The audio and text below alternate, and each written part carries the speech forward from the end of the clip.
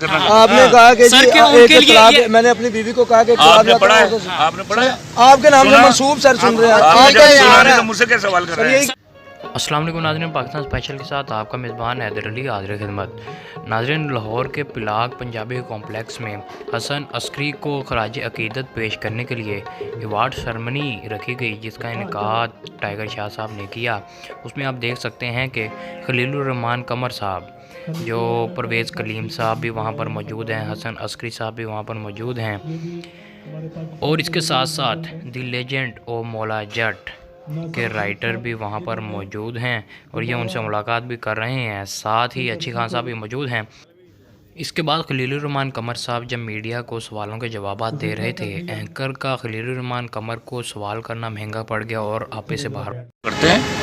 उन्होंने इंडस्ट्री को सर्व किया हुआ है अपने शबाना रोज मेहनत से, और उन्होंने बड़े बड़े एक्टर्स बनाए, बड़ी बड़ी फिल्में बनाई। He was a pillar of this industry.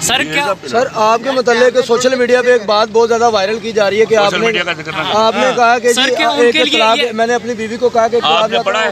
आपने पढ़ा है? आपके नाम से मंसूब सर सुन रहे हैं। तो मुझसे क्या सवाल कर रहे हैं? आपका नहीं है बात, सवाल नहीं बनता, आपकी बात है।